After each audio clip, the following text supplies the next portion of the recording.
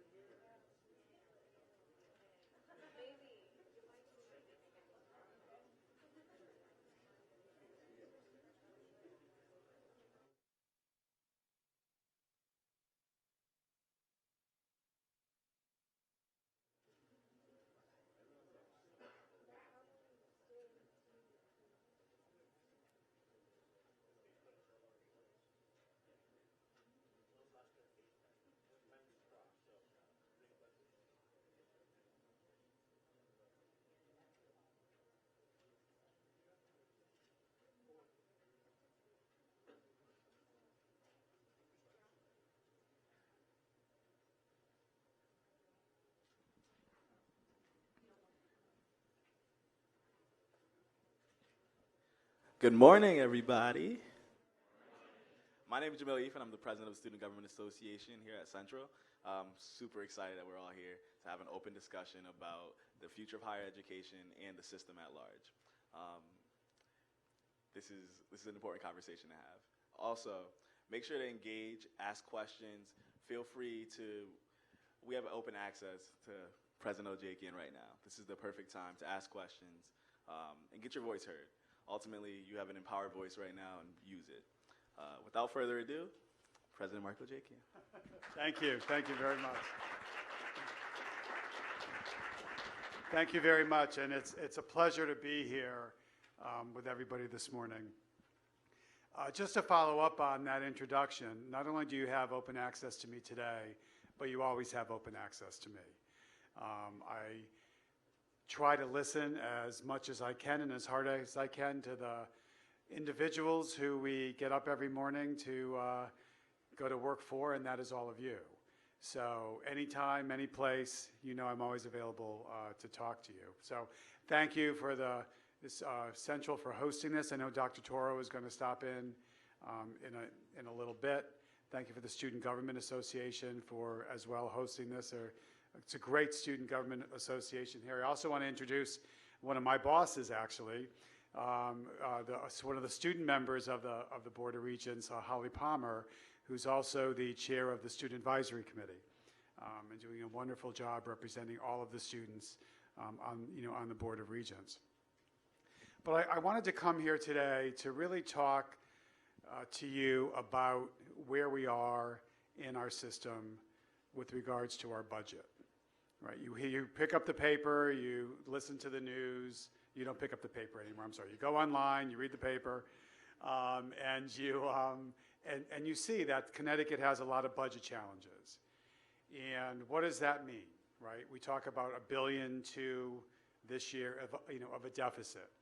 And people read and read and read and hear and hear and hear, but what does that really mean in terms of you as students? How does it impact your learning, your ability to learn, your ability to move through the college system, and your ability to graduate and get a job? So I'm here today just to give you a brief introduction of what some of our budget challenges are as a system. And then I really want to open it up to all of you, because I want to hear directly from you about what some of the concerns are you have, what maybe some solutions you might want to offer to this very difficult time we have here. Up here is just a general framework for the budget of the entire system. And as you know, the system is made up of 17 colleges and universities. And if you take a look, the amount that we receive in revenue to run our system is $1.2 billion. Okay, so you're thinking $1.2 billion, well, how can there be a problem, right? And so if you look at the breakdown of that, right, the state appropriation is about 41% of that total budget. So what we get from the legislature is 41% as a system, and unfortunately it's been going down year after year after year after year as the budget challenges get more difficult. So how do we make up the rest of that? And unfortunately, that has to be done predominantly with tuition and fees. We have to be able to balance the budget, because the expenditures we have in our system are about $1.19 billion. Now, this is last year's budget numbers, and because we had a deficit in our system, we had to be very careful and make a lot of cuts, and those cuts impacted you and your ability to access library hours and other kinds of services that are really necessary for you to be able to learn. We weren't able to fill all the positions in support services, in advising, all of those things that go into your everyday life on a college campus had to be affected.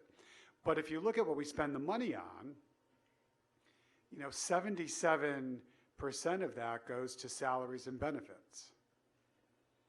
We have probably, I would say, 90% of the people who work in our system are represented by collective bargaining units. So there's contracts, and you have to comply with the contracts. Now, I happen to believe that's a good thing. I happen to believe in collective bargaining and in the right of people to organize. But because we have mostly people on our expense side, you know, we have issues in terms of how we balance our budget. And this just gives you a breakdown of what the other is, because you think of what, you know, we have food services, we have security, there's lease payments we have to make. There's a whole lot of things that go into the budget for our system. Now, the issue for us right now is the budget as proposed by the governor cuts our system an additional 4.4% on top of previous years' cuts that total 14% over the last 3 or 4 years. What does that mean in terms of dollars? That means, nothing else considered, it's a $33 million cut to our system off of what we're currently spending. It's a lot of money. Now, in the budget, because the governor had to, by the Constitution, submit a balanced budget, he assumes in that budget that there's going to be $700 million achieved by labor savings. His administration is now at the table with the State Employee Bargaining Coalition to try to reach an agreement on some sustainable health care and pension concessions, so to speak. Now, so his budget assumes that $700 million comes out of this agreement. If those savings aren't achieved, then the governor also has in his budget what the cut will be for each state agency and each function of government. And in our case, it's another $31 million. So added to the, and if you added fringe benefit costs to that, the total amount of our cut, the worst case scenario is $92 million. So the good news is $33 million. Bad news is $92 million. And even if there is an agreement with labor, there at some point in the near future, that would assume wage increases for some of the concessions on health care and pension. So there is no real good news here, okay? And so as we approach the legislature, and some of you were kind enough to offer your personal testimony in front of the Appropriations Committee a couple of weeks ago, but my message to them was simple. You know, as the president of this system, I have a responsibility to you, to all of you, to make sure that we do everything in our power to make sure that we keep you, the students, first. That we provide you with the teaching and the learning and the support services you need to be able to get your education. So how are we going to do that? Well, we have to start thinking differently about how we look as a system. You know, the system was created in 2011 when Charter Oak, the community colleges, and the state universities were all consolidated under the umbrella of the Board of Regents. And since that time, throughout budget cuts and budget cuts and budget cuts, there's never been any sort of system solutions to how we deal with these budget issues. So there's always been these Band-Aid approaches put on. So, you know, cuts after cuts after cuts. And so what we see, and I was at Northwestern this morning for breakfast, we see in some cases that there's no choices but to maybe reduce the hours that a library is open, not to refill positions that are critical to your success. Maybe lessen security on certain campuses because there's nowhere else to cut on an individual basis. So what we have to do as a system is come up with a way to provide a restructuring so that we can leverage talent across the system. We can look for opportunities, for example, on a regional basis, to leverage our talents collectively. Think a little bit out of the box about some of the areas that we should have administrative savings, because we can't cut the budget $33 million next year and not impact you. I mean, and I'm not suggesting that we're going to do this, but to run a small community college is $25 million. But that's a one-time thing. It doesn't put our system on a sustainable, predictable path into the future so that as we sustain continued budget cuts, we're not in the position of having to go through this exercise year after year after year. Now, this is very tough to do. I mean, I took this position a year and a half ago, and I understood that there were going to be difficult decisions to make in order to put our system back on a sustainable path and actually, quite honestly, bring more credibility to the system as a whole and actually promote all of the institutions, which I think we're quite honestly suffering from an image perspective, especially at the Capitol. I mean, everybody has their college or university in their district, but as a whole, we weren't telling our story, and because of leadership challenges, people were dismissing anything that the system had to say. Now, you can say, and I'll just say something here too, is that nobody is going to be exempt from these conversations, including the system office. We have to lead by example. I will lead by example. So we have a tough road ahead. You know, I go this afternoon at some point to meet with the Higher Education Subcommittee, which is actually the group that gets down into the nitty-gritty of the budget. You know, but there's no easy solutions. The group of legislators this morning from Northwestern Connecticut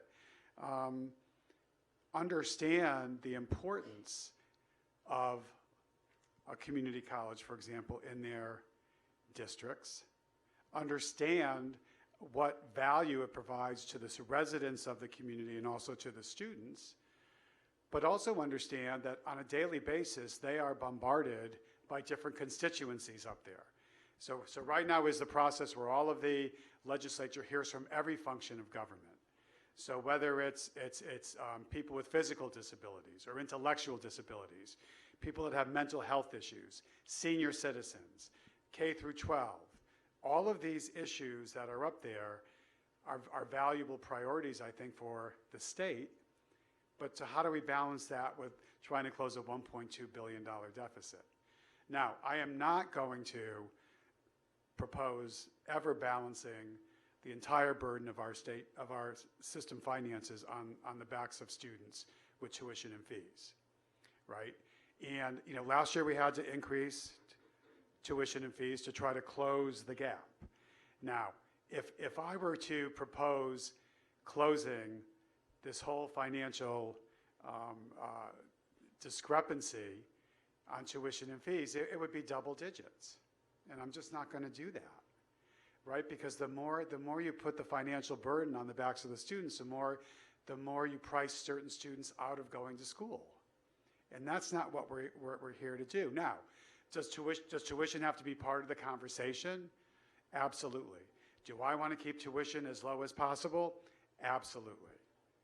But until and unless we make some fundamental changes in how we do business as a system, we're never going to get to that goal. So, you know, I knew there were issues when I took over this job. I never knew how severe the finances were. I came from the governor's office. I was his chief of staff, and I thought that was a big challenge. And I remember when I got this job, my mother called me up and said, seriously, from the frying pan into the fire? And I said, no, this is going to be great. You know, I'll be going to the colleges and, you know, mingling with students and, you know, having a good time. And just, you know, I have a reputation as somebody who fixes problems, is able to get a situation that's somewhat in disarray and put it back together again. I never thought that it would be as financially difficult as it is. I always thought the economy would rebound, and it hasn't. So we're in a predicament of, in order for you all to continue to get your education to be high quality, affordable, and accessible, we as a system have to do our part. So that's a challenge I have. That's a challenge of leadership across the system has, and we have to do things in relatively short order because the new fiscal year starts in July. So stay tuned. Stay tuned. So I just wanted to give that as kind of an introduction. It's my standard gloom and doom speech as I travel around to all of the campuses. But I really believe in being honest with everybody, because if I can't tell you the truth about the situation, then you're not going to have confidence that I'm the person that can help fix it. And I can hopefully lead you as I think you deserve to be led from a system perspective. So with that, I'm dying to hear from you and answer questions and comments. And Maribel has a microphone over here. So is Jamil. Who was one of our stars, by the way, at the Appropriations Committee hearing. And that's because he brought his mother. Who really was the star. Anybody want to start the conversation? See, I see some very familiar faces. This is great. Yeah.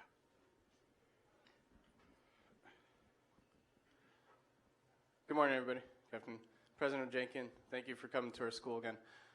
So the question that I have is looking at the cuts that are going to be specific to my school and then across, the rest of the Board of Regents colleges, is instead of cutting in the middle where like we have certain services at the school coming from the faculty positions that they provide that first line interaction with the students, what about if they look to cut where you don't have first line interaction?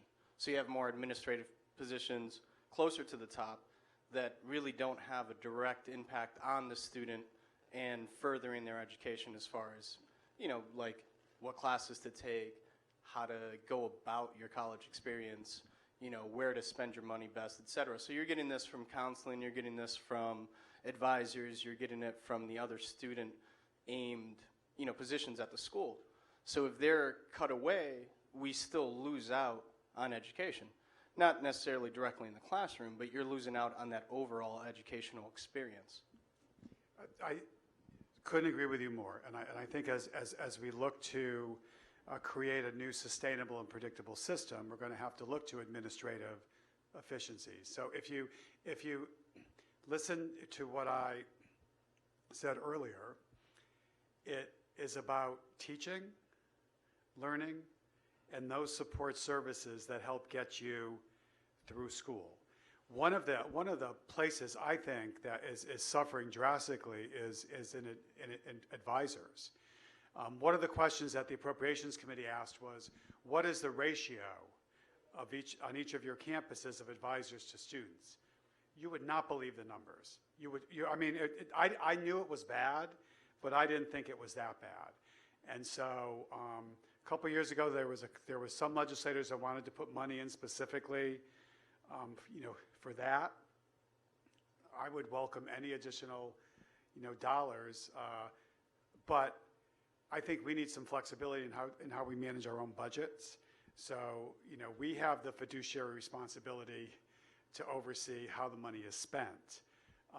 But I am a big believer in counselors, advisors, folks that interact with you directly that you can go to when you have issues and that can help you navigate your way through. So that is foremost in my mind. Thank you.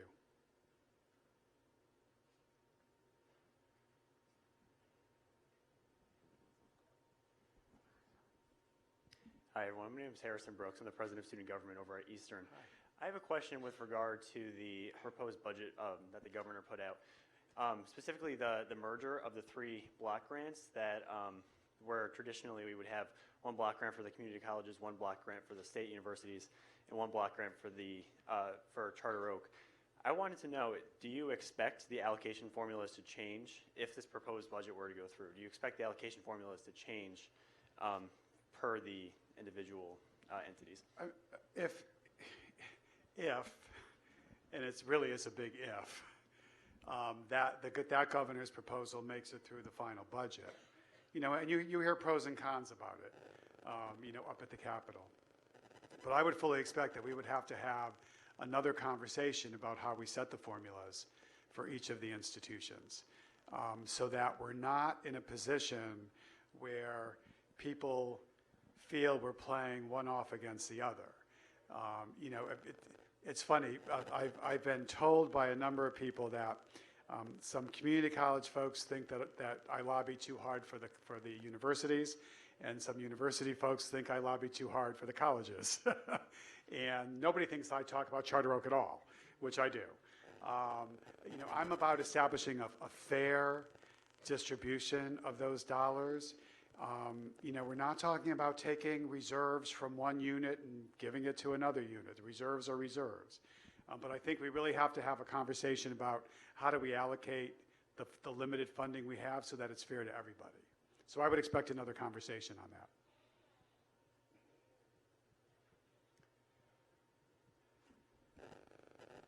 Good afternoon, President Ojakian. Hi, how are you? I'm Brendan Crew. I'm the Treasurer of Student Government here at Central Connecticut State University. So something that we've been talking about and having an opportunity to have discussions regarding is that most of the state universities, from my understanding, are currently running a balanced budget. However, a lot of the community colleges are currently running deficits. So talking about equity, I was curious what we would be potentially doing with the upcoming budget cycle regarding that. Well, first of all, it's not the case that all the community colleges are having deficit situations. You have a president sitting in this room that does not. So and I almost saw her head explode when you said that. But a $33 million cut, you know, is going to impact your school as well. And so how are the budgets being balanced? What are the services that aren't being provided that should be provided? Where are the places that we could consolidate administrative functions so we could have more advisors and counselors on this campus? So it's very easy to balance a budget. Well, it's not very easy to balance a budget, but it's very easy to, you know, to do things to have the appearance that a budget's balanced when in fact there are still financial, you know, issues. And we don't want the universities to have to look to their reserves to balance their budgets. Those reserves are there for a reason, right? And most of those reserves are there for specific purposes. And I think we only have, as a university system, 1 month's worth of reserves. So if something ever happened, there's only enough money to pay for 1 month worth of operating expenses. So this isn't about, you know, we're balancing our budget and somebody else isn't, right? Because this isn't about pitting one against the other. What this is about is there's a way to have administrative savings throughout the system in a new consolidated format where we look to, you know, how do we create efficiencies and cost savings and continue our focus on learning, teaching, and student services. So a $33 million cut or a $91 million cut would definitely impact Central. I mean, there's no question about it. So Central balances their budget, Eastern balances their budget, Southern balances their budget. But how are the budgets being balanced, right? And are there things that aren't being done that should be done, that could be done in a different system-wide approach?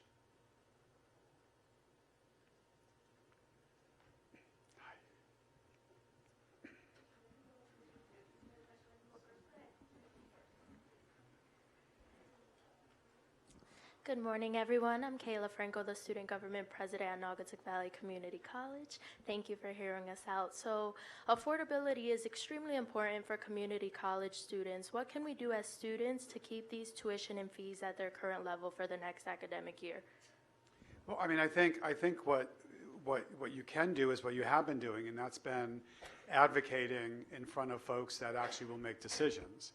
You know, whether it's the legislature to talk about the impact of funding cuts on your specific situation.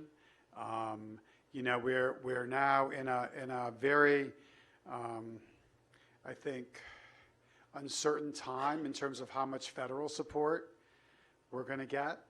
Will there be an increase in the Pell Grant amount, or won't there be? I mean, whether you're a Democrat or a Republican or who you voted for or whatever, we're now in a situation where we actually don't know what's going to happen in terms of public education, in terms of public higher education. So we continue to work with our congressional delegation to try to come up with some ways that we can get some more or creative federal dollars. We're in a position too now of trying to protect all of our students on all of our campuses. And you may have seen me reach out specifically lately about our undocumented students and about our transgendered students, because those are the two categories recently that face fear and anxiety over certain federal actions that have taken place. So I will continue to advocate for everybody, all of the students in the system. But I think by telling the stories, I think the Appropriations Committee was truly impressed the other night by the stories they heard from all of the students in our system. I was just on the phone with Representative Tony Walker on the way over here, who is a big champion of ours and wants to find a way to maybe reallocate some resources so maybe our cut's not quite so bad. She understands what the community college means. She's from New Haven. And so, she has Gateway right there. And I was just at a breakfast with her. So it's talking, it's continuing to advocate to the legislature, but continuing to talk to me too. We're going to have opportunities to go back up to the Capitol. You can always come in and meet with me and talk to me about your concerns. I mean, I will meet with any student at any time, other than if you have a disciplinary problem. You got to go to your own campus. I don't get in the middle of campus fights. But if you have any concerns, if you have comments, if you have solutions, right? I'm not just looking for people, to complain and say this is awful, right? We have to offer solutions to how we can move forward. I have a little sign in my office that people see when they come in. And I've had it for a long time, and it's the kind of the way I like to live, and that is, it says sometimes the squeaky wheel gets replaced. Okay. When I went and testified in front of Appropriations, I said, I'm not here to complain. I'm here to work with you to try to find a solution. So if you have thoughts, if you have ideas, there's a student advisory committee. You have the chair of that committee here. You have a board member here, and her voice, I have to tell you, is heard by the other members of the board. When we've done presidential searches, the most important feedback I got, no disrespect to faculty or administrators, was from the students who were on that panel. So keep talking, and you're always welcome to come see me, and I'll be back to see you. But I'm still not judging the contest, so. I learned two things in my older political days. One is you never talk too long to keep people from eating or drinking. And the second thing is you never judge a contest because there's only one winner. Okay?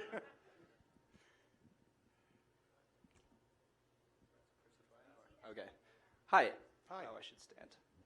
Hi, I'm Jonathan. I'm a senator from Naugatuck Valley, and I do have an idea for a solution, because if we do have all of these schools that do have all of these phenomenal business programs, and does it not seem like these wonderful business programs that I guarantee you in all of our schools have like different clubs that are dedicated just to being business people? Doesn't it seem like they could help like fundraise or something in order to attempt to give back instead of just cutting money from like the guards? And I'm from Sandy Hook, so like the guards thing sort of, I know. But I mean, it seems like there could be something the students could give if we are like balancing our budgets, if we are like being good people, in order to help ease the weight off of the shoulders of the poor appropriations committee. Listen, I think that's a great suggestion. One of the things that we always need to look to is how do we get other dollars in the door? I mean, how do we increase the revenue that comes in? You know, whether it's from collaborations with businesses, and if you have business clubs, then we might want to have some more conversations with the businesses in the area about providing either scholarship dollars or dollars to help support programs. You know, I recently brought together all of the foundation presidents and said to them, hey folks, you've done a great job, but you're going to have to do more, right? Because with funding cuts like this, we're going to have to rely on a mix of public-private partnerships to get that done. The other thing that we're finally starting to do is to work with every higher education institution in Connecticut for the benefit of Connecticut, right? And so I co-chair a higher education working group that came out of what's known as Senate Bill 1, which is about entrepreneurship. And there's a limited pot of money in round one that will go to collaborative efforts in entrepreneurship around the state. But those will only be awarded if there's collaboration between 2-year and 4-year, public and private.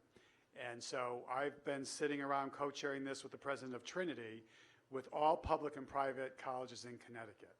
I mean, it shouldn't be a we or a they thing. Very often too, I hear it's, why don't you take the money from UConn and give it to us? Well, UConn's a very different institution with a very different mission, and we should be collaborating with UConn as opposed to making this a competition for limited dollars. There's a lot of collaboration that should be done and could be done. I was on the phone yesterday with President Herbst on a couple of issues, and that we're getting together in 10 days to go over where are some ways that we can collaborate so that we can make better use of the limited dollars that both institutional folks have. But that's a good idea. So why don't you lead the effort?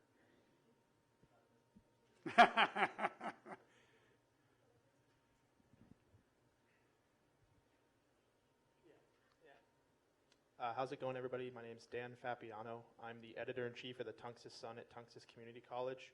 The student senator at Naugatuck just brought it up a little bit, but us at the newspaper, we recently did a survey asking students how they felt about armed guards on campus, and it went pretty 50-50. The results were pretty much down the line. So, I mean, I think that shows that students really aren't sure how it would affect the campus. Now, I can't speak for everybody here. I could only speak for Tunxus. But my question to you would be, in terms of the budget, where do these armed guards come into play in terms of promoting student success? Sure, Thanks. sure. Well, as you know, last year, I've only been here, only my second session. Last year, there was a piece of legislation put in that would allow community college security forces to carry weapons. It was on a campus-by-campus basis.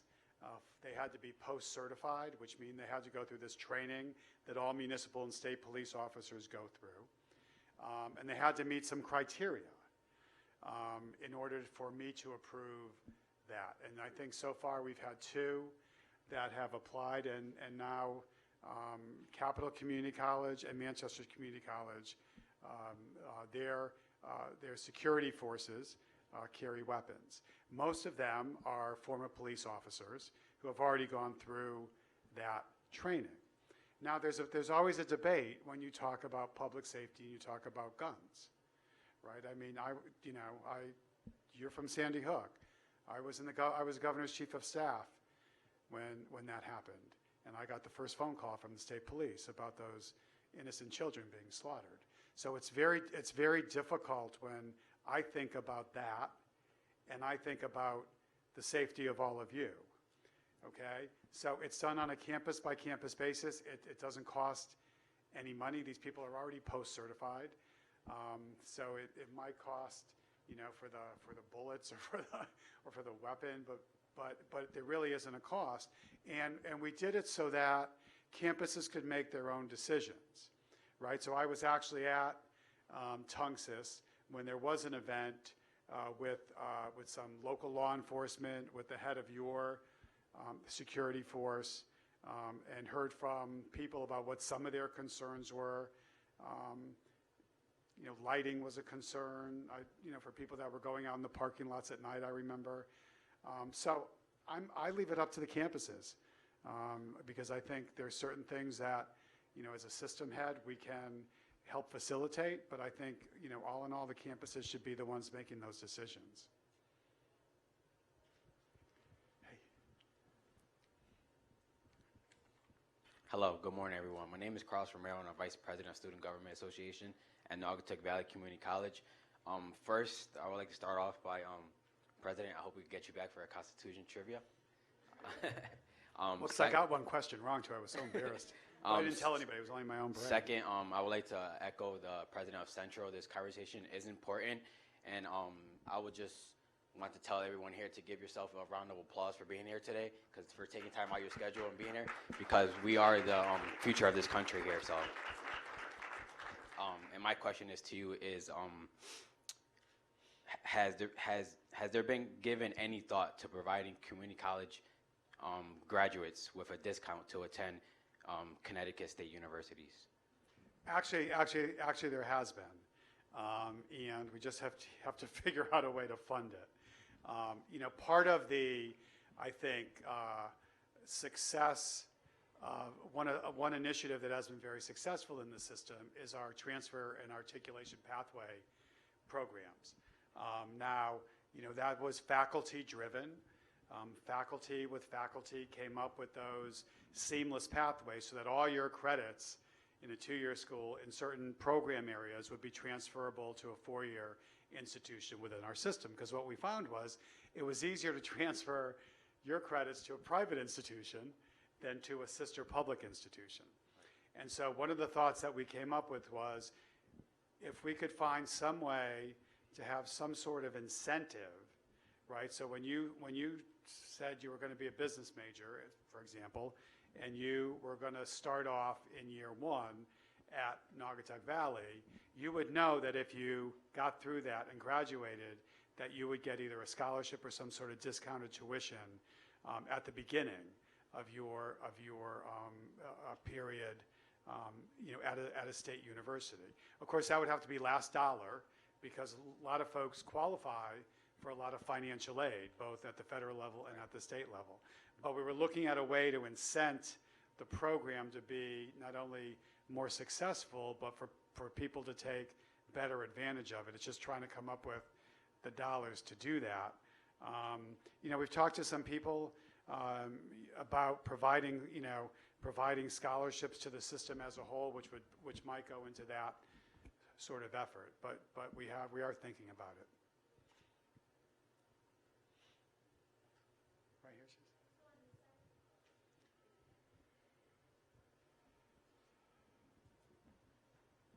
Hi, my name is Evan Leslie. I am the Phi Theta Kappa Honor Society President at Naugatuck, as well as the Senator at Large. My question is in regards to, we've had a lot of conversation with faculty members and security guards jobs, librarians that you've brought up, but a lot of us rely upon work study jobs, EA jobs, that supplement our income and allow us to go to school. At one point last year, I maintained 4 part-time jobs in order to have the opportunity to benefit myself and further my education. So would those jobs be affected by the impending budget cuts this coming year? And if so, how can we prevent students from losing jobs that they rely on every day to pay their bills and to continue their education? I mean, I would hope that the level of support that's provided for work study wouldn't be impacted. That would be my hope. We've found that providing students with an opportunity to work on campus helps the students stay in school, right? Because many students, and even back when I went to college in the Civil War days, I mean, I had to work. I mean, my family provided me with no support because they couldn't. And so I had, 2 jobs, all of that. But my job were off of campus. So it was harder for me to stay motivated. We found, and we put into place it's not really a pilot program, but we got money from the legislature in outcome-based funding. There was an outcome-based funding model, and we decided to use those dollars to supplement work-study programs on campus to see if what we thought was true, that students that are engaged in working on their campus as opposed to having to go to a job outside of campus, how much more likely were they to stay in school and graduate? And, the program's about to end this year. I don't know whether it will be funded again next year by the legislature, but I think the evidence will show that work-study jobs on campus help the retention rates of our schools.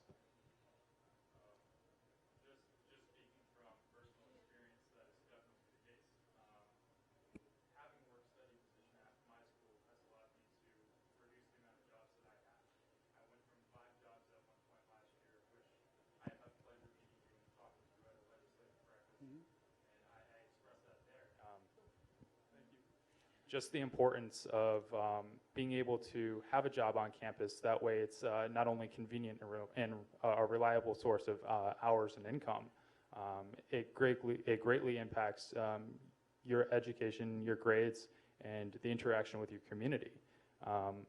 Being the president of the Phi Theta Kappa Honor Society, being a senator at large in student government, I know the impact that it has on my colleagues and my fellow students, that they see a friendly face that they know very well from being involved on campus at the front desk every day. So just from my experience, I am glad that you can see the importance of work study within our educational system being beneficial both educationally and financially. So thank you so much for that response. And the other thing you told me that day, because I didn't forget, was I asked you what you were going to do when you were through with your studies at Asnuntuck. And you said you were looking to go on in nursing, I believe. Yep. Okay, I remember. I do pay attention.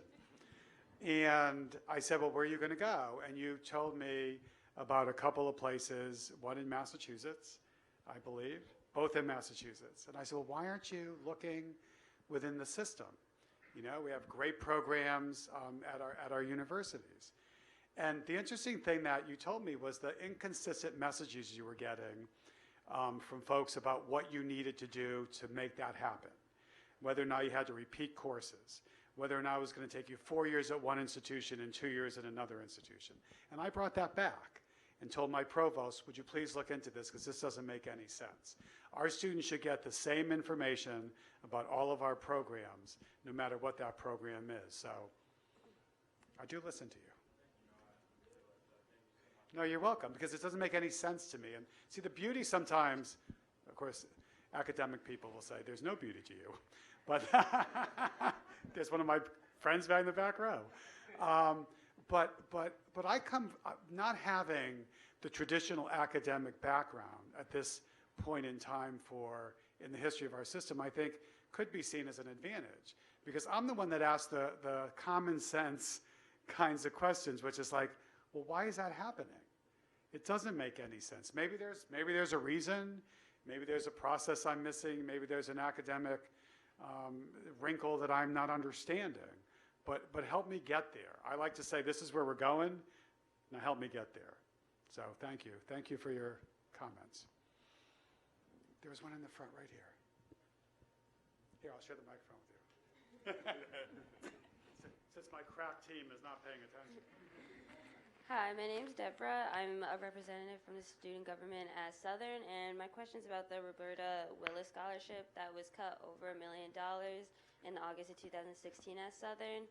So my question is just, with continued cuts to the university budget and the Roberta Willis Scholarship, how will the system ensure that students who need the access to adequate amounts of financial aid will be able to get it?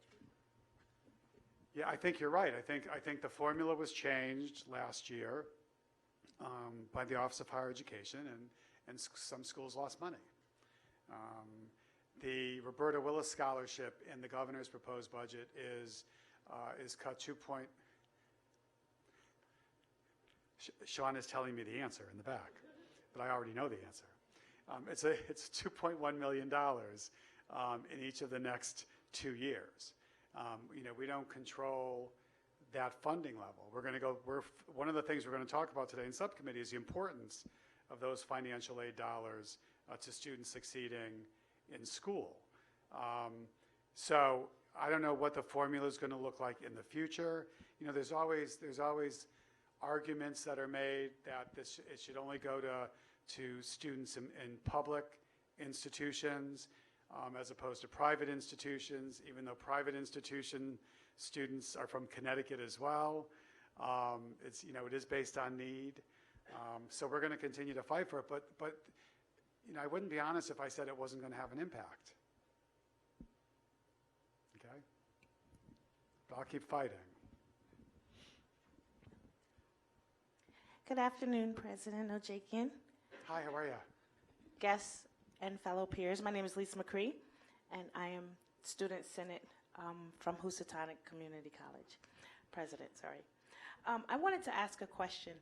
In terms of some of these budget cuts are inevitable, how feasible is it for us to create creative relationships within our communities for assistance in terms of stipends, maybe internships, creating relationships so that we don't have to just solely depend on one entity for resources?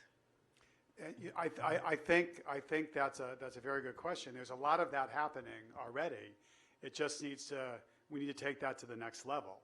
There's a lot of relationships that have been established, not only with the community colleges, but also with the universities within their regions, within their communities.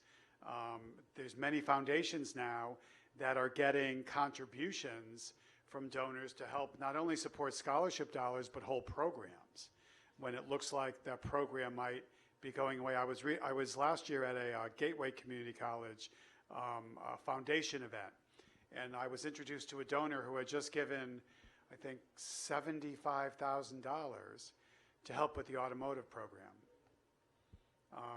There's that happening, but it needs to happen, even more.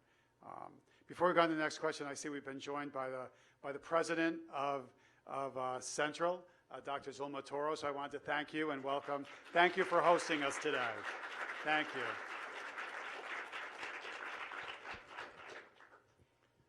Hi, Holly Palmer. I'm chair of the SAC. And if you don't know what the SAC is and you're a student here, you have a representative on your campus who goes to this committee meeting, usually once a month, and that committee is responsible for producing a report to the board and producing ideas for how we can solve problems like this. So find out who your representative is, talk to them. It's a system that works. So during our December talk with the board, we brought forward 4 ideas, and one of them we thought was pretty important around this challenge, and that was OER resources. So if you don't know what OER resources are, they are textbooks that are free or very low cost. And so we think that that's a great idea for helping offset any tuition increases that may need to happen or that have already happened. So where are we at with OER resources? No, thank you for that question, and thank you for your hard work and the work of the committee and actually producing a report to the board, which we actually pay attention to. And we've actually already implemented some of the recommendations. Preferred name is one of them, which we just voted on, I believe, yesterday. So the Open Educational Resources now is a task force that's been formed. Holly will be sitting on that task force. And we hope to move the discussion forward so that we can have a system-wide approach to these educational resources. I mean, one of the things, probably the 2 biggest things I hear when I go around are cost of going to school and costs of going to school, including books, okay? And why is it so expensive? And then the second thing is on transportation.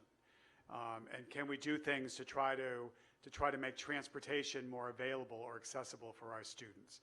And we're about to, hopefully next month, roll out a system-wide approach to transportation in terms of buses and rail, and provide students with, as a system, with access really cheaply to be able to use the buses and the trains. because we need to provide, a better way for our students, quite honestly, and are not students that can just get on their phone and call Uber. Okay? We're just not. Many of our students rely on the bus. And sometimes the bus is not just one stop.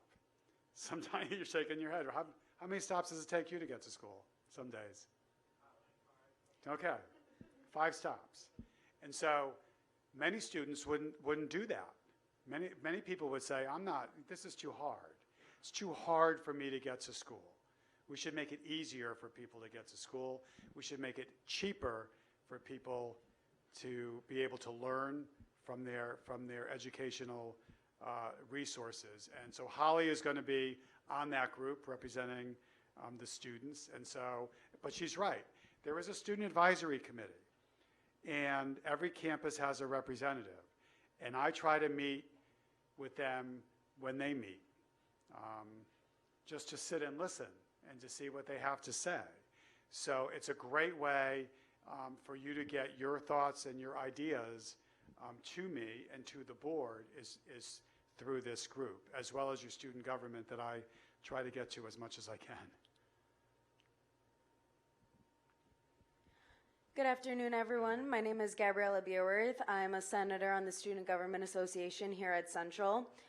As someone who plans on becoming an educator and hopefully one day teaching on a higher education level, and coming from a school known for its education program, how can prospective teachers start planning ahead and preparing for the future in case cuts like this continue to be proposed and passed? And also, what can we tell students at the more middle school, high school levels to get them to really start preparing in case tuitions do start going up at higher levels? So, thank you for that question. I think I'll take the second part first. I think it's really important for us to continue to have better relationships with our K through 12 system, because it's only by having better prepared K through 12 students that we will have the kinds of students that will flourish in our public universities. Whether it's in specific programmatic areas like manufacturing, where now some programs are going into junior highs to have students come and be part of their program so that they learn and understand what it's about. I mean, teaching is critical. Teaching is critical, and this school is known for its teaching programs.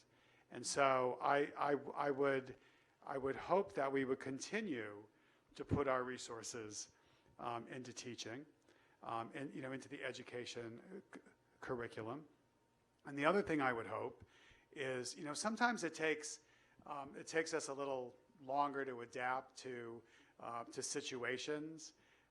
And so, we need to do a better job, quite honestly, of recruiting minority teachers. And how do we get more people, of color into the teaching profession, right? How do we mentor people to get them into that profession? I mean, that's one of the things that I think, is a leadership question, and really, it's not only for administrators, but it's also for student government leaders like yourself. You are a good ambassador for your institution. And so you can continue, to make those points and continue to talk about the importance of the teacher education programs that we have. But, budget cuts are budget cuts, and, we have to prioritize. I mean, just like the state is now saying we have limited resources, we have to prioritize. We have to prioritize at our institutions what we're going to do, and we have to look at our professional opportunities, and we have to continue to promote our liberal arts. I mean, I'm a liberal arts. I was graduated with a degree in history, and I never thought I'd be president of a university and college system. But here I am, because liberal arts really gives you a foundation for how you not only make a living but also live.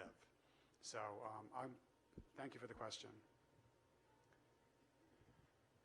Good afternoon. My name is Josh, and I'm a student senator at Asnuntuck Community College. And my question to you is, do certain departments hold priority over others if budget cuts are made? And if cuts are made, what losses should you expect over the next fiscal year in those departments? Well, I think hopefully the presidents will tell you I don't manage their campuses. I don't micromanage what they do on their campuses. I set direction, and I set goals, and I set a vision. Presidents have a very, very weighty responsibility when it comes to how to deal with their institutions under declining revenues coming into the system. So that would be probably best, addressed to President Lambella. What I'm trying to do is figure out, are there administrative efficiencies we can achieve across the entire system so that we don't have to make some of those cuts that you're talking about? Okay?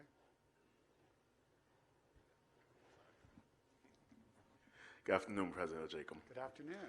I'm Miguel Mall from Naugatuck Valley Community College, and I'm also a SAC rep for the college also. My question is talking about financial aid. You were talking about it earlier.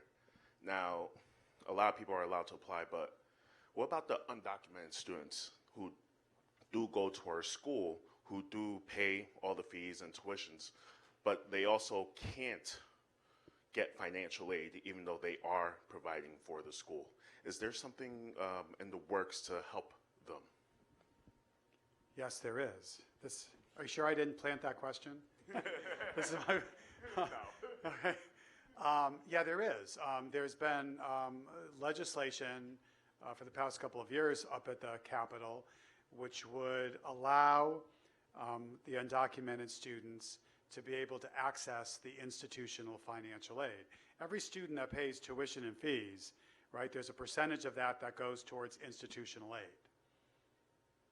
And because the federal government doesn't recognize financial aid for undocumented students, it's left really to states to decide. And there's a few states that have already passed laws, California being one of them, and Texas. Who would have thought Texas? But California, I hope nobody's from Texas. I'm offended. Kathy, don't write that down. But last year, I came out very strongly in favor of it. It passed the Senate and went to the House floor.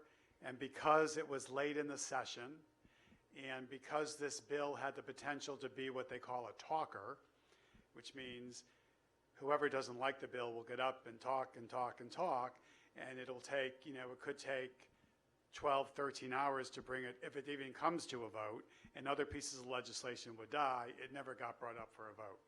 This year it's back. It has a very strong support. And I think actually President of the Senate, Marty Looney, introduced it from New Haven. And I testified once again in person very strongly in favor of that piece of legislation. It's a question of fairness. Whether or not you agree or you disagree with, with in-state tuition for undocumented students, no matter what your stance is, this is a question of fairness. Because every student that pays this money should have access to the same level of institutional aid. So I'll continue to advocate for that as well.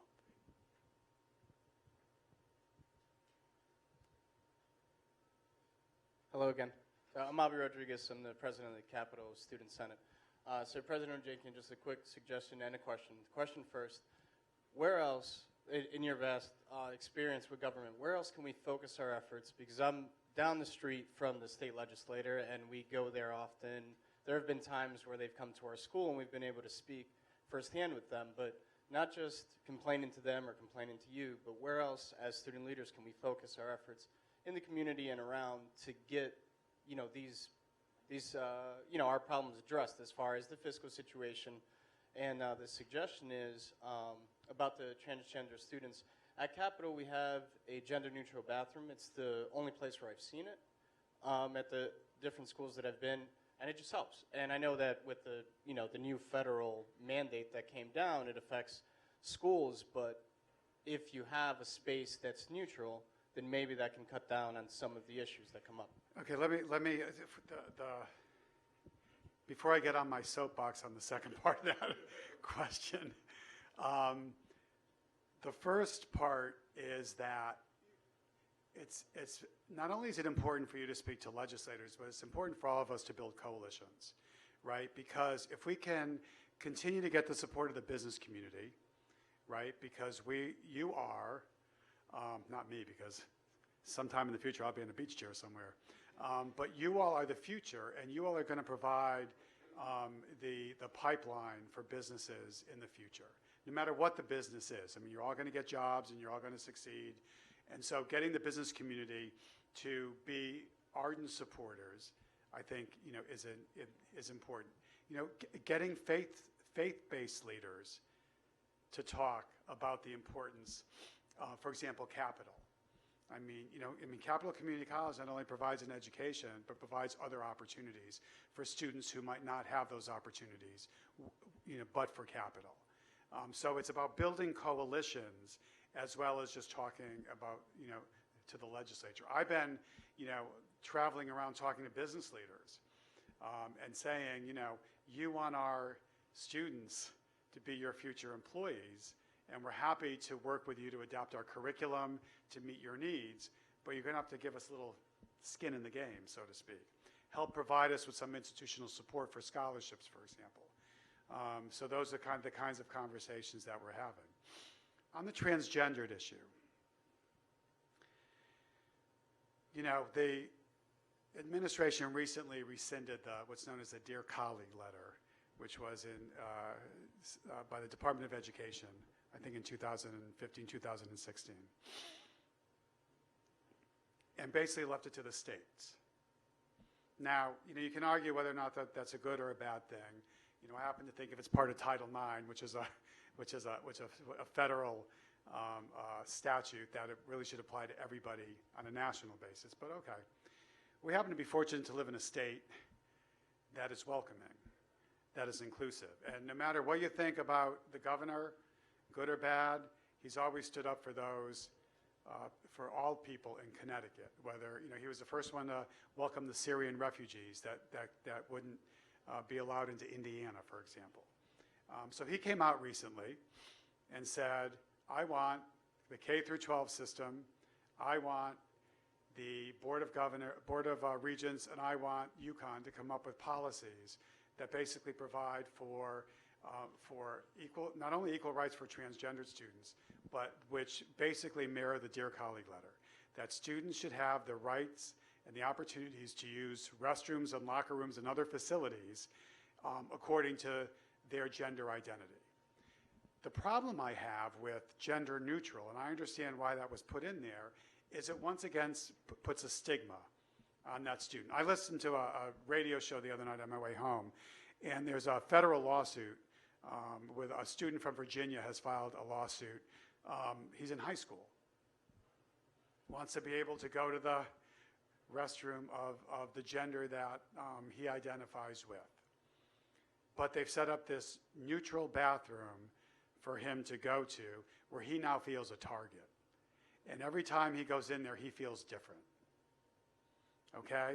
So I think that may be part of a solution, but I truly believe that we live in a state and that I lead a system that is going to respect all of the rights of transgendered people.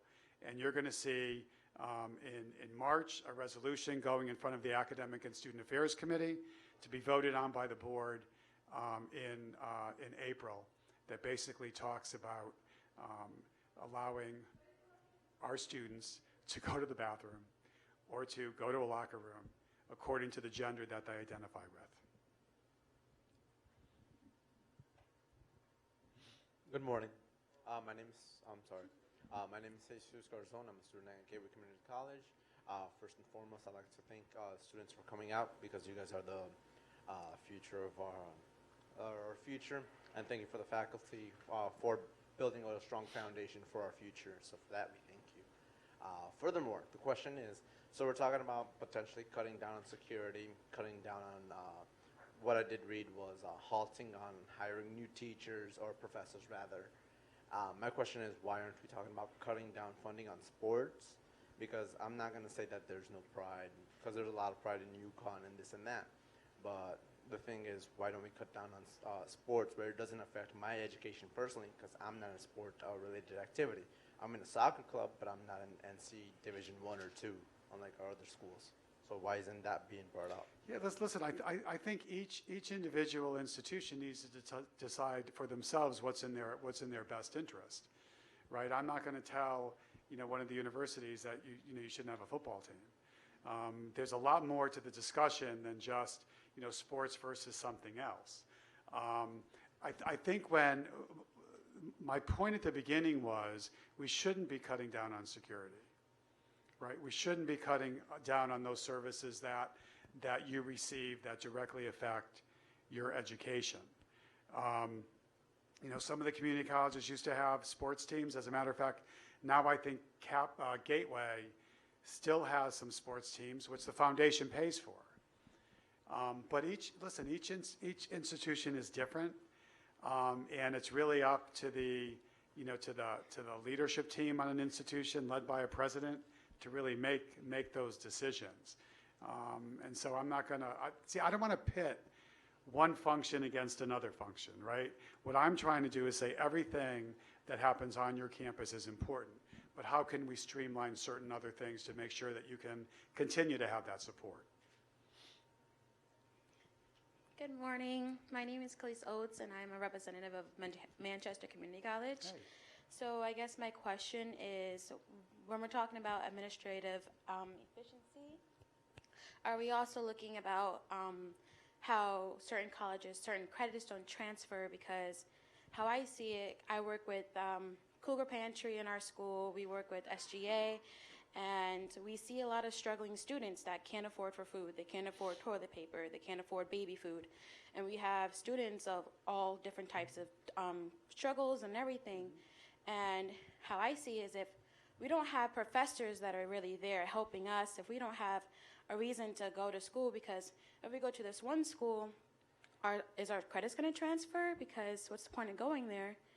And what's the point of continuing when we're having so much difficulty trying to pass on? We're paying these thousands of dollars, yet we're still where we are. And that's why we go to a 2-year college, because we can't afford 4 years, but we're still having the same problems. So what are we working on to do with that? Well, I mean, the program I talked about a little bit before, called the TAP program, allows the seamless transfer of credits now within 22 majors. And that was worked on by faculty. Listen, I am a huge fan of the great faculty we have in our system. As a matter of fact, if I had my way, I would hire, more full-time tenure-track faculty. And oh, by the way, hire more faculty that look more like the students that they teach. So my focus is on teaching and learning, not on eliminating faculty. Okay, so let's get that out in the open. Get that, Marianne? Yeah. Okay. She's writing notes so she can. Yeah, but wishes and reality. Well, but as the president of the system, what I'm trying to do is set a vision and a direction, and my priority is going to be on continuing to make sure we have teaching and learning and support services that help you get through school. Now, listen, I know some of the struggles that students have, not only paying for school, but the transportation issues we talked about before. But also, listen, I just went to an opening of a food pantry this week at Nuntuck, right? I was just there. No, but I mean, it's critically important. I don't think people understand that the challenges some of our students have, not only in the classroom, but getting into the classroom and feeding themselves. Right? I mean, we should not be, at this point in the history of time, in our country or in our state, where we have to have food pantries at our colleges. I mean, that makes no sense to me. But as long as there's the problem, we're gonna respond to that problem.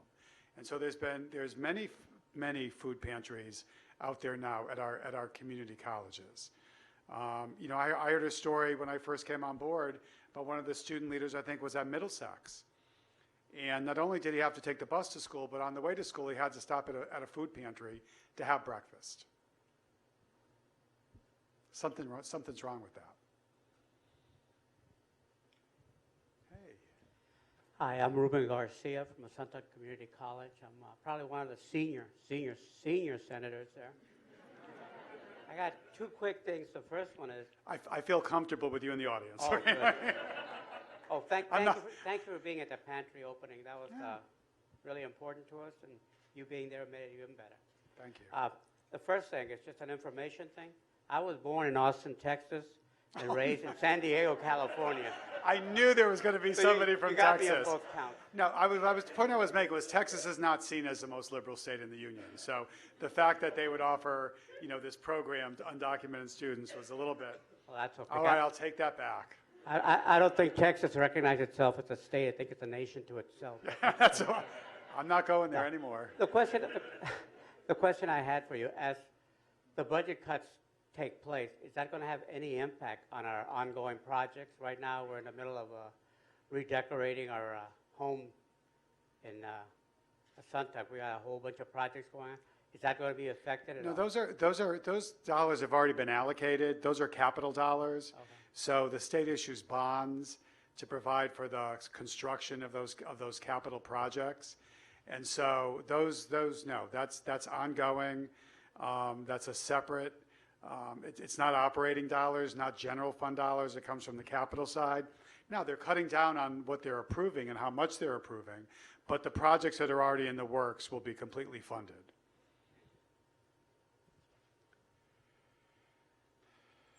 Good afternoon, President Ojakian. My name is Brittany Hedges. I'm a cab chair for Three Rivers Community College. The question that my student body has posed is, with these budget cuts, what has been proposed as on your side for where these budget cuts may happen before they hit the schools? Well, it's kind of a two-step process. First, we're going to continue to advocate as hard as we can.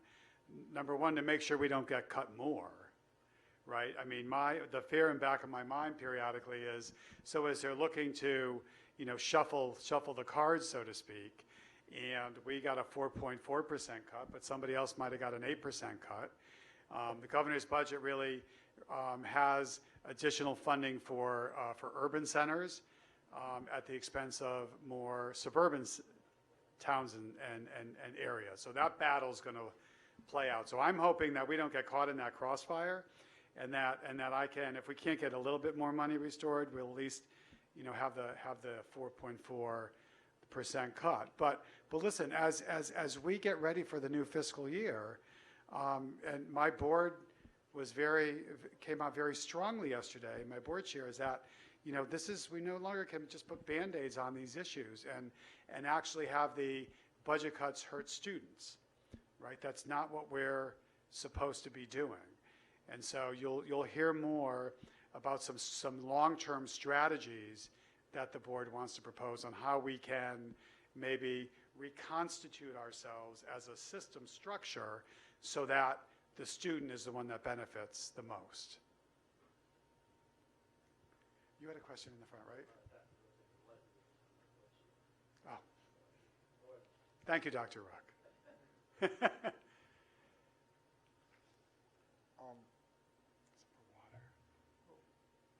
Hi, my name is Angel Reyes. I'm the student government president at Gateway Community College. I'm also a re-entry from re-entering society from our jail systems. I was also told that they're cutting back on re-entry and not increasing our tuitions. Was that a misinformation of mine? Because the STRIVE program is being cut back and our reentry is being cut back. The STRIVE program is through the Labor Department. Is that? Yeah, I don't know what the impact is of budget cuts on the Labor Department and on that specific program. I can't imagine, though, or I could be wrong, that a governor who has supported a second chance society from day one of his administration would look to reduce the ability of folks to reenter society. As you know, some of our community colleges recently were awarded what's known as Second Chance Pell dollars, and that allows for folks that are in prison right now, working with our community colleges, to get an education while they're in prison as they get ready to reenter society, so that they're ready and have a foot up as they come back. As a matter of fact, President Lambella was just telling me that one of the students who came to the program right from one of the facilities in Enfield got out and now is continuing his education at his Nuntuck. So from our perspective, we have additional dollars to help with folks that are either incarcerated and getting ready to reenter society. We can check, and my government relations person, who also tells me the right answers in the back of the room, we'll find out and get back to you, but I don't know specifically the answer to that question.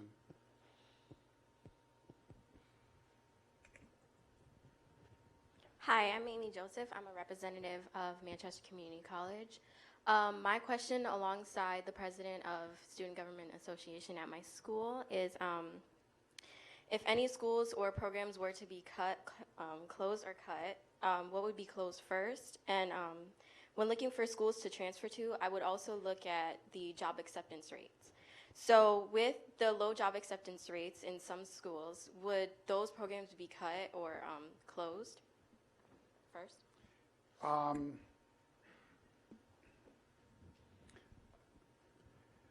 I think programs have to be considered on a program by program basis.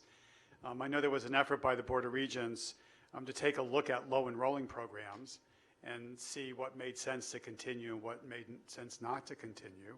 I mean, those decisions are academic decisions that should be made in concert not only with the system provost but with all the academic folks on a campus. My strong preference is not to close locations where people go to school, because students have a hard enough time getting to the location they currently go to school at, as opposed to having to travel. Now, you go five bus stops, you have to go 10 bus stops and maybe a train to get to a different school. So if you had told me 5 years ago that it made sense, just intellectually, to have 12 community colleges in a state the size of Connecticut, I might have had to have a conversation with you. I'm just being very honest, because you look at Connecticut and you say, really, we need all of these schools. Since I have come to this system and have come to know the students of the system and what challenges and obstacles they have just getting to school, staying in school, and graduating, I'm a big believer that wherever we provide an education now, we need to retain. So I think we should get down to the last two questions, one from this side and one from that side. How's that sound? Last one on this side.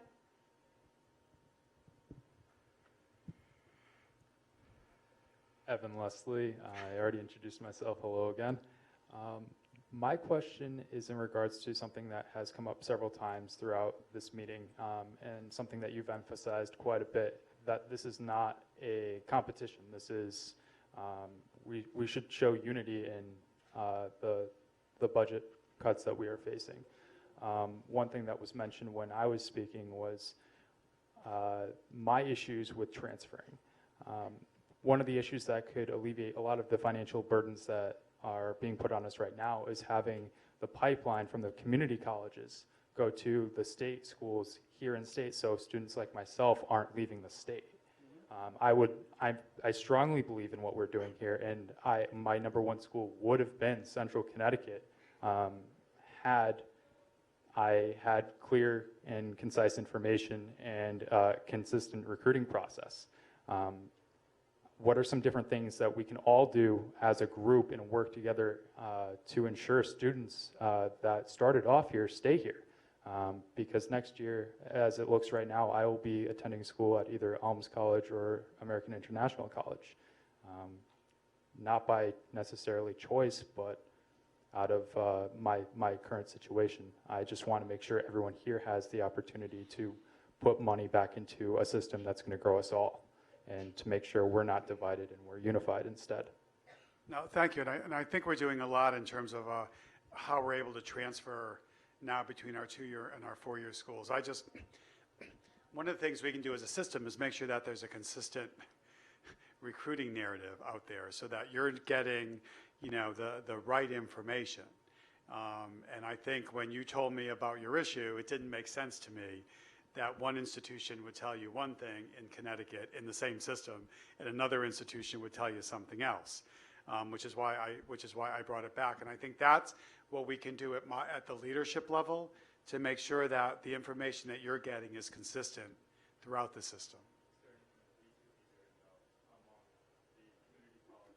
No, I just think it's really important to recognize that, whether you go to a 4-year school or you go to a 2-year school or whether you're a student at Charter Oak, everybody has the same goals, and that is to get a high quality education and go on and have a successful life, right? And so we should find a way to, I think, pool all of our collective energy and knowledge and skill sets for the good of the whole, as opposed to trying to, keep our individual turfs or to kind of, divide ourselves, because that never is successful, believe me. One more, last question.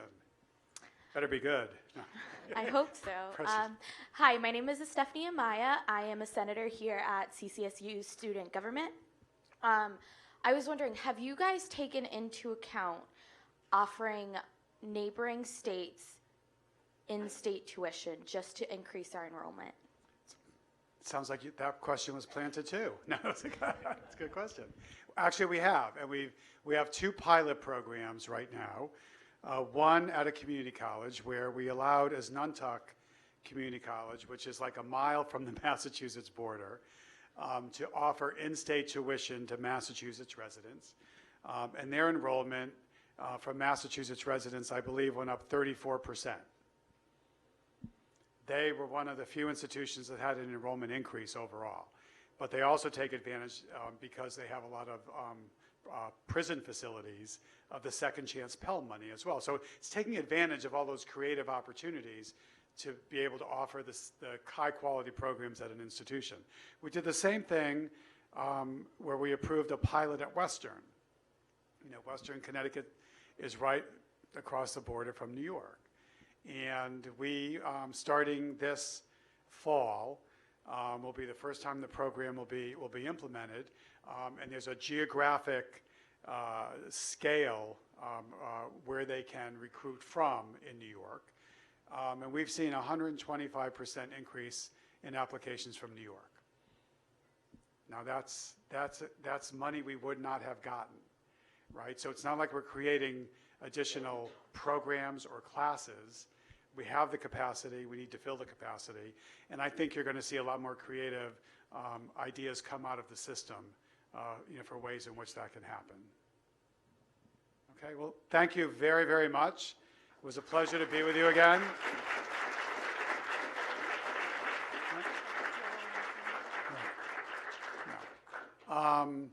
We will do another one of these probably next quarter. I like to do at least one a quarter. So I keep my, besides going out to all of your schools and meeting with all of you, separately, it's not only a way of understanding how I can be helpful, but also gets me out of the office. So with that, do you want to say some final words? Thank you so much. This was a great conversation. Give you guys a round of applause. Asking all these questions and making sure that we keep our government accountable and keep our representatives accountable, that's important. And thank you all for coming to Central Connecticut.